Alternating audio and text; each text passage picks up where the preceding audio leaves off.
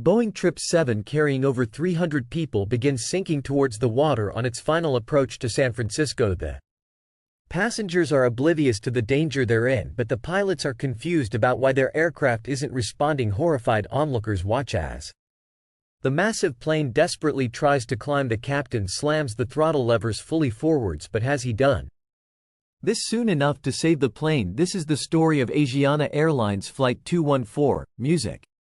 On a warm Saturday afternoon in the summer of 2013, 291 passengers filed onto a Boeing 7 operated by Asiana Airlines. They were bound for San Francisco on the west coast of the United States, a 10-hour journey across the Pacific Ocean. Almost half of the passengers were Chinese citizens stopping over at Seoul on the way from Shanghai. This included a group of 70 students and teachers who are traveling to the U.S. for a summer camp. There were also 77 Koreans on board, 61 U.S. citizens, and people of several other nationalities. Taking care of them in the cabin were 12 flight attendants. By all indications, this was set to be a completely run-of-the-mill flight. Asiana Airlines had a good safety record, and the aircraft being used, the 7200, was one of the most reliable and technologically advanced aircraft in the sky, never having had a single passenger fatality since its introduction 18 years previously. The flight, designated as Flight 2214, was scheduled to depart Seoul at 5 p.m. local time. It will fly into the night and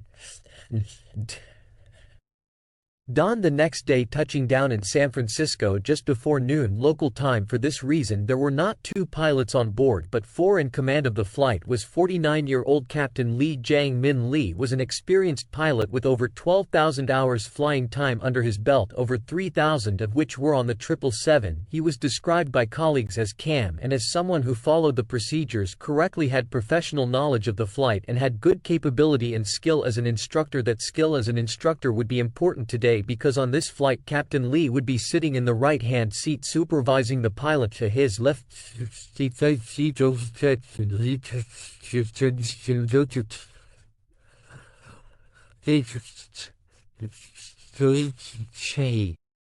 Had flown for the last 6 years. He was just halfway through his training in order to be signed off as a captain on the 777. As such, he was new to the aircraft with just 43 hours flying time. Despite how new he was to the plane, however, he was still an experienced pilot, having built up almost 10,000 hours total time. Also on board, sitting in the business class section at the front of the cabin, were a relief captain and a relief first officer. 52-year-old relief captain Le Jong-ju and 40-year-old relief first officer Bong Dong-won would be taking over from the pilots during the cruise to allow them to rest before they carried out the landing in San Francisco. Because the pilots were based in Korea, it would be 3 o'clock in the morning body clock time when they performed the approach and landing. This is the point during the day at which human performance is at its worst. This made it all the more important that the pilots were well rested on landing. With all of the passengers finally on board, the baggage loaded and the fuel uplifted, the cabin crew closed the doors and the massive aircraft was pushed back from the gate. So the pilots started the engines and began their taxi over the run.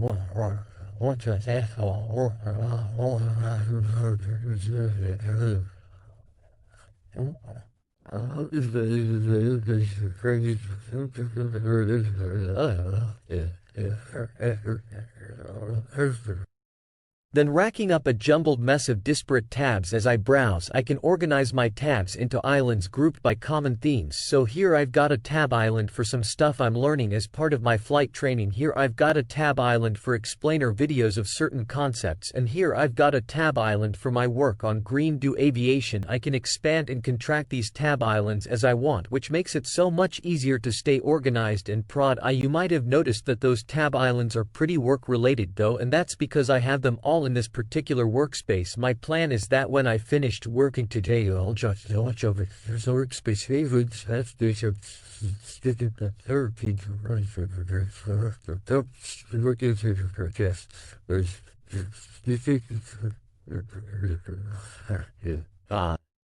Era. This is handy because whenever I have a question which Google can't answer, I just ask Era. It gives detailed, unhelpful responses that actually make sense, and it's especially useful because it's integrated within the browser itself. It's also great to know that with the built-in ad blocker and VPN I can keep my data safe online with a single Before long, Flight 214 had reached the runway and was cleared for takeoff. The captain, under supervision, pushed the thrust levers to their takeoff setting, and moments later he lifted the plane into the air. The aircraft performed perfectly on takeoff and it began climbing serenely out over the Yellow Sea. The captain monitored the aircraft's performance and the performance of his train captain as they turned northeast toward San Francisco. The first part of the flight was uneventful as the aircraft flew east into the night. The 291 passengers were served their meals and many of them tried to get some sleep. 4 hours and 15 minutes after takeoff, it was the pilot's turn to get some rest. The relief pilots took the controls off in the cockpit while the main crew headed back towards the business class cabin. They were scheduled to get 5 hours of rest and would return to the cockpit shortly before the descent into San Francisco. Despite being liable to be disturbed by noisy passengers, crying babies and PA announcements, Asiana Airlines as well as national regulators considered and still considered acceptable for airlines to allow long-haul flights to operate without rest.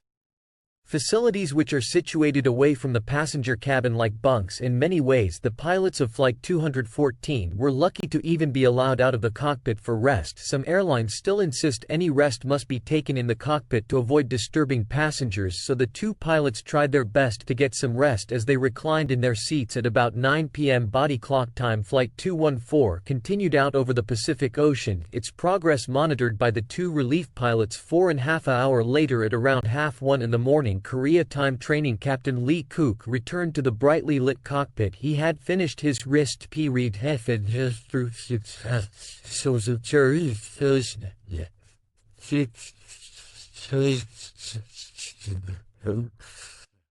The approach into San Fran. He hadn't been to the city for 10 years, but at the same time he was anxious. Construction work was underway at the end of runway 28 left where he would be landing. This meant that the runway's glide slope wasn't working. The glide slope is the vertical component of the instrument landing system which gives pilots electronic guidance down to the runway. Without the glide slope, Kook would have to judge his descent towards the runway visually, something he wasn't all that used to doing. A visual approach shouldn't have been a big deal, though the weather at San Francisco was perfect for flying and the pilots would be able to see the runway from miles out, but the training captain's nerves weren't entirely unjustified. His inexperience with manual flying and visual approaches was a result of Asiana Airlines' policy that pilots should use automation as much as possible. In fact, the airline actively discouraged manual flying. A contract simulator instructor at the airline would go on to say that he believed that pilots avoided flying manually because they thought they might do something wrong, and it wouldn't be all that surprising if these fears were warranted because the Asiana Airlines training syllabus didn't even include training on the approximate pitch and power settings needed to achieve a standard 3 degrees glide path down to the runway. In other words, pilots and had become so accustomed to using automation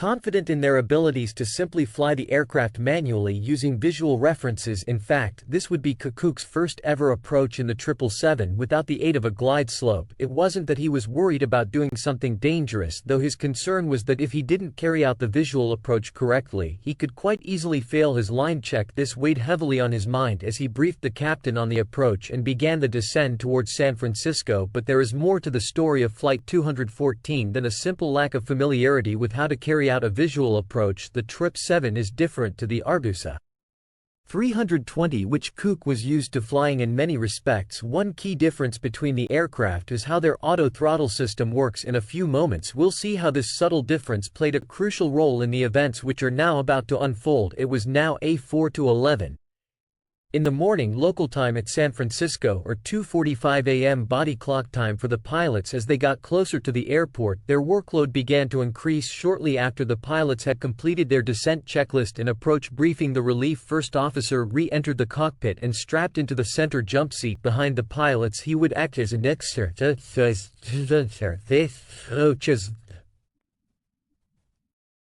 going to be fully occupied in his training role. Meanwhile, the relief captain relaxed in the cabin where he would stay for the rest of the flight. Initially, as Flight 214 descended towards the airport, everything was routine. The pilots even took a moment to appreciate the iconic cityscape, with the captain commenting on the San Francisco Bay Bridge shortly after. While descending through 6,300 feet, the pilots told air traffic control that they were now visual with the airport. As expected, the controller cleared the flight for a visual approach to runway 28 left. Things would now start to happen quite quickly. Even though the glide slope wasn't working, the localizer was still in service. The localizer tells pilots their position relative to the center line of the runway, as in whether they are left or right of it. The crew's plan was to follow the localizer for lateral guidance and to use their own judgment for vertical guidance. Within a few moments, the aircraft's computers had detected the localizer signal, and the autopilot began aligning the plane with the runway center line. At this point, all the train captain Lee King-Cuk had to do was to maintain a steady rate of descent while reducing speed for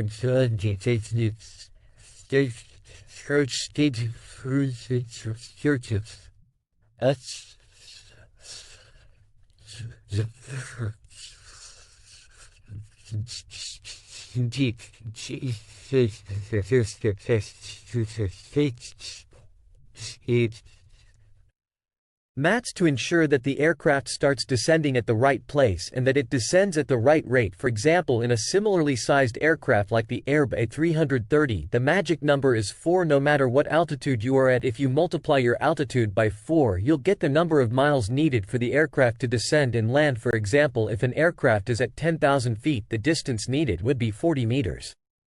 That's how many miles out you need to be when you start descending. But what about your rate of descent? In order to maintain a standard 3 degrees descent profile, pilots divide the ground speed of the aircraft by 2 and add a 0. So if the ground speed of the aircraft was 150 knots, the rate of descent needed to maintain a 3 degrees glide path would be 150 divided 2, which is 75, and add a 0, which is 750. So at a ascent rate of 750 feet per minute, pilots can monitor the rate of descent using this instrument here and adjust as needed. But owing to Asiana's emphasis on automation, Cook was not in the habit of doing these calculations. He was used to a situation where the glide slope was active, enabling him to simply follow the flight directors, these purple bars here, all the way down to the runway. It was simply no longer second nature for him to control the descent profile using this sort of mental maths. As the aircraft slowed down, the auto throttle reduced power to the engines, and it is here that we need to get a bit technical about the automation modes in the Boeing 7, because what is about to go wrong on this flight is a direct result of the pilot's lack of familiarity with the intricacies of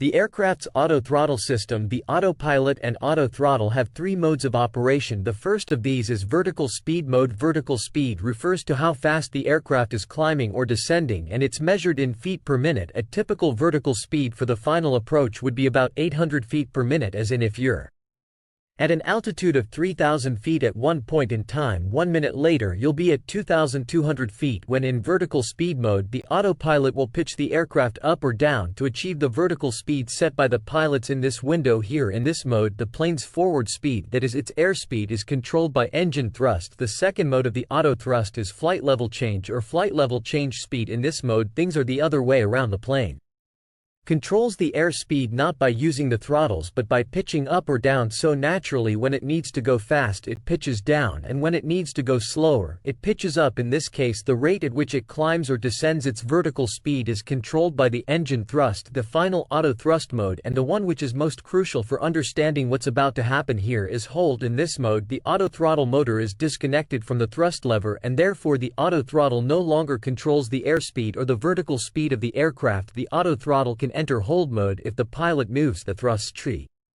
levers manually, or if the vertical speed mode is fight level change speed when the thrust levers reach the fight idle position. If all of that seemed like a lot of information to take in, you're not alone. Pilots spent quite a bit of time coming to terms with these modes and their applications during their training. Trainee Captain Cook himself had covered these modes in ground school back in Korea, and they were very different from the modes he had become accustomed to in his Airbus A320. Now he would have to apply his knowledge of them in the real world while flying an unfamiliar visual Approach into a busy airport he had never flown into at 3 in the morning body clock time, all while being supervised by somebody who could easily decide that his recent career move wasn't for him. The plane was now 14 nautical miles from the runway threshold. At this point it was slightly above the altitude it should have been at for a 3 degrees glide path. The training captain suggested that they descend slowly to 18,800 feet and Cook selected 1,800 feet in the autopilot panel. 1800 was the minimum altitude at the DOI, yet waypoint 5.4 meters from the runway threshold. As the pilots were already visual with the runway, there was no need.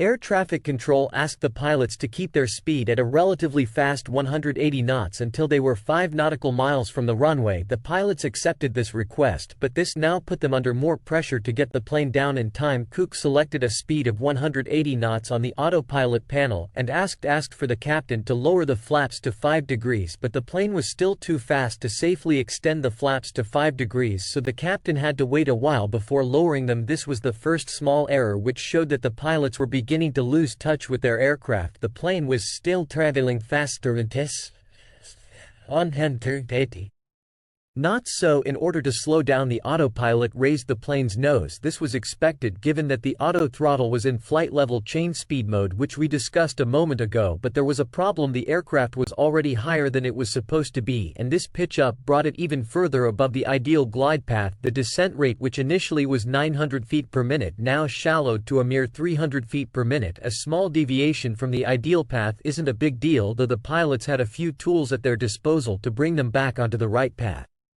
In this case, they could have helped the plane down by lowering the landing gear early, or even better, they could have deployed the speed brakes on the wings, which would not only slow the plane down but would help it descend faster too. But for some reason the pilots did neither of these things. Instead, Cook changed the autopilot mode to vertical speed and dialed in a rate of 1,000 feet per minute. This worked in the sense that the aircraft's nose immediately dropped to achieve the rate of descent, but it had the side effect of making the airspeed faster than desired. Again, as a consequence of this, the auto throttle went into speed mode, meaning that the throttles were now controlling the speed. The only problem here was that the throttles were already at idle. The pilots couldn't have it both ways. They couldn't both descend faster while slowing down, at least not without lowering the gear or deploying the speed brakes, which they didn't think to do. As a result, their aircraft stayed about 5 knots above the speed that the air traffic controller had requested. This discrepancy between the requested speed by air traffic control and the actual speed of the aircraft was completely missed by both the captain under training and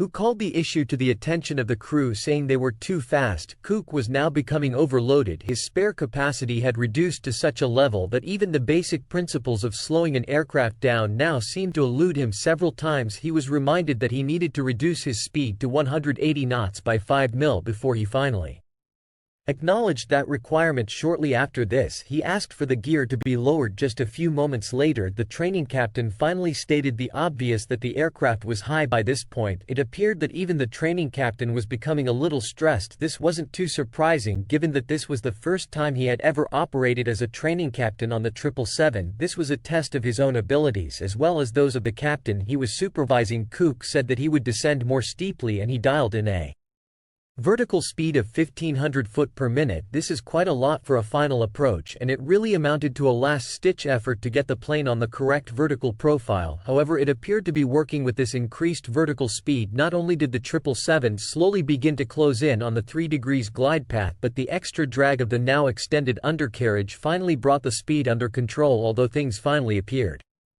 to be going in the right direction, the plane was still above the ideal glide path. Then the training captain announced 1,000 and Cook reduced the plane's descent rate to 1,000 feet per minute. Once again, the plane began to drift above the ideal glide path. 1,000 feet per minute was not enough to bring it down onto the glide path in time. This was not the smooth, orderly approach that the pilots had been expecting, nor did it resemble the slow, methodical way in which they had been trained. As the aircraft descended through 3,000 feet, the approach controller handed Flight 214 over to San Francisco Tower. During the approach briefing, the Pilots had discussed that in the event of go-round they would need to climb to the approach altitude of 3,000 feet, so as they passed 3,000 feet Cook again reached over to the autopilot panel and increased the previously selected 1880 OFT to 3,000 in an effort to lose speed. Cook asked for flap 20, he then immediately selected an airspeed of 152 knots and called for flaps 30. This was the second time he had called for a flap setting that was too much for the plane's speed. He was at 174 knots now and would need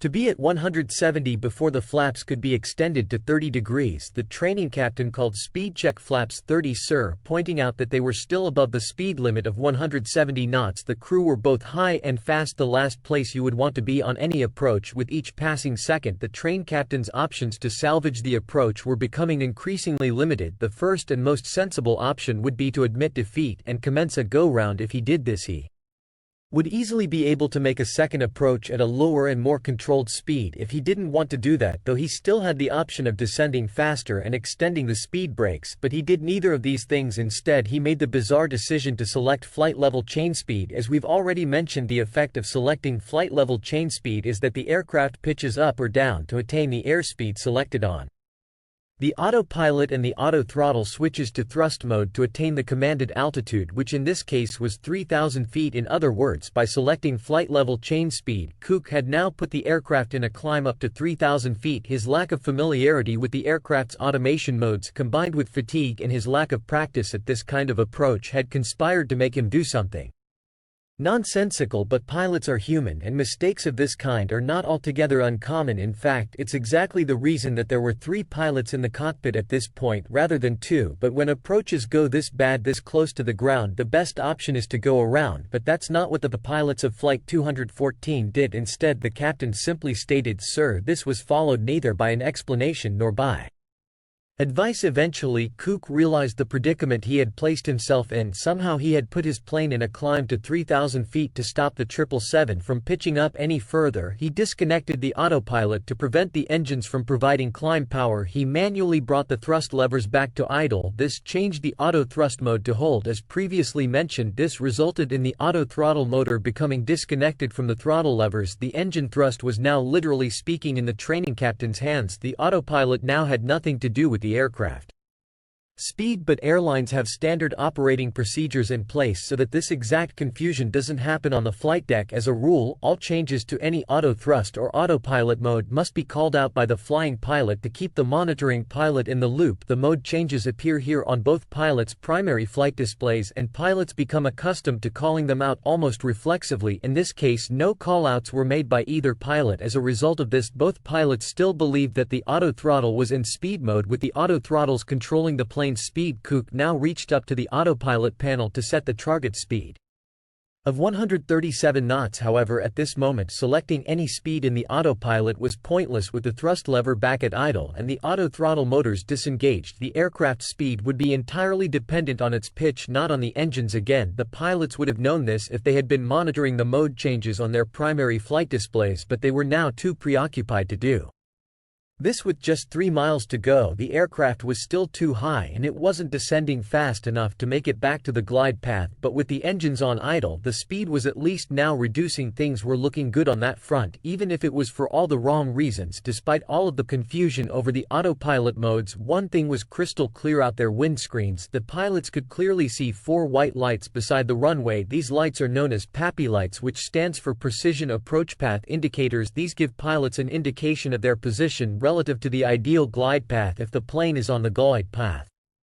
There should be 2 red lights and 2 white lights. If the pilot are slightly low, there'll be 3 reds and 1 white, and if they're very low, there'll be 4 reds. In this case, the pilots had 4 white lights, meaning that they are well above where they needed to be in the passenger cabin. Nobody could tell that anything was amiss. The approach looked completely normal as the plane coasted over the bay. Cook called for the flight directors to be turned off. This was standard operating procedure at Asiana for all visual approaches as the flight Directors. These purple bars here which guide the pilots offer no relevant information at this point, but now the training captain made what was to be a small but ultimately fatal mistake. The normal practice is for both flight directors to be turned off and then for the pilot monitoring, which was him, to turn their own flight director back on. The point of this is to reset the auto thrust from its current mode of hold and put it back into speed mode. If this had happened, the auto thrust would have demanded the correct thrust setting to achieve the airspeed dialed into the director. As a result, the aircraft systems did not register any change in the auto throttle mode, so the thrust lever stayed back at idle just before the plane descended through 1,000 feet. The training captain commented its high. Cook responded by pushing the control column forward, but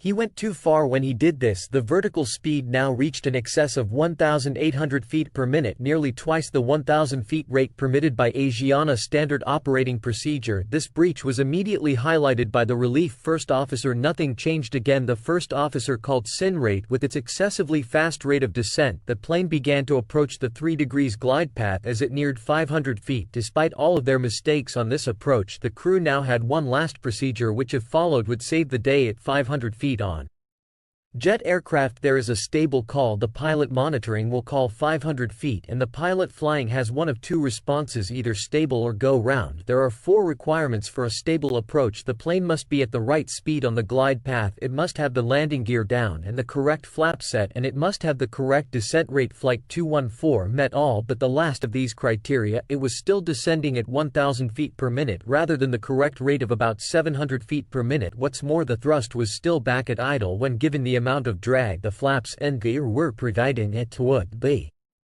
expected to be at about 50% power. The issue here is that in case of a go-round, it takes around 7 to 10 seconds for a jet engine to spool up from idle to full power, but in this afternoon none of these considerations were made by the pilots. There was number 500 call from the training captain, and so there was no stable or go-round call from KCUK. Ultimately, it was the responsibility of the training captain to monitor the approach, and even though he wasn't the one flying the plane, it was his responsibility to insist on a go-round at 500 feet. Instead, Flight 214 carried on with the thrust back at idle as it passed through 500 feet. Now, as they intercepted the ideal descent path at last, Cook increased the pitch of the aircraft. Finally, at this late stage, it looked like they would make the landing, but with the engines on idle thrust, the airspeed continued to decrease. For the first time, the plane began to sink below the glide path. Cook noticed that the papules were showing 3 reds and 1 white. Rather than moving the throttles, which he thought were in speed mode, he increased the pitch even further to try and regain the correct glide angle. This would have worked on his Airbus A320, as the auto thrust would have compensated for the increase in pitch by powering up the engines, but in the 777, with the engines on idle, pitching up only made the problem worse. The airspeed now bled off even more. Cook was now thoroughly confused as why was the power not increasing. The aircraft was now significantly below the correct approach speed. Its nose was high, and despite this, it was still descending at 900 feet per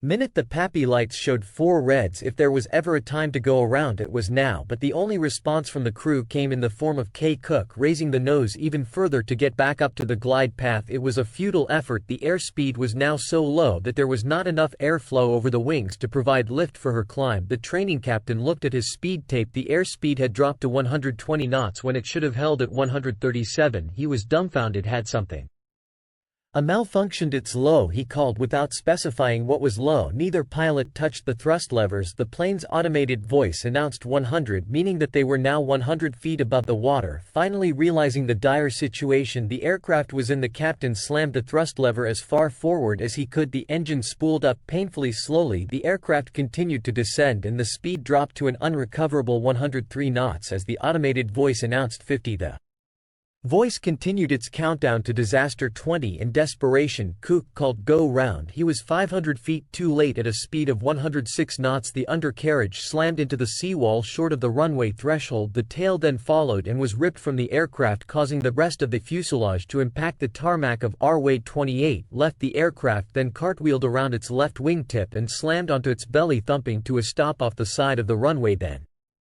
Silence immediately. The senior cabin crew member made her way to the flight deck to ask if the crew should evacuate the aircraft. Amazingly, she was told to stand by. The pilots deemed it more important to ask air traffic control about the condition of the aircraft than to order an evacuation. However, a flight attendant looking through the window spotted fire and smoke. Immediately he picked up the intercom and took it upon himself to make an evacuation order. This quick thinking would go on to save many lives. In the end, the crash claimed the lives of 3 of the 291 passengers. 40 passengers were seriously injured, including 8 of the 12 flight attendants and 1 of the 4 flight crew members. But how had things gone so badly wrong on board Flight 214? How could such an experienced crew make such basic errors? The U.S. National Transportation Safety Board carried out an extensive investigation into the crash. In their final report, they established that the crew had relied too much on automation, which they did not understand, that they had unintentionally disabled the plane's auto-throttle during the approach, and that they had failed to commence a go-around when it was clear that the plane was outside the allowed airspeed and altitude tolerances. The report described the complexities of the autopilot and auto-throttle systems, which the pilots fell prey to were not adequately explained in either does many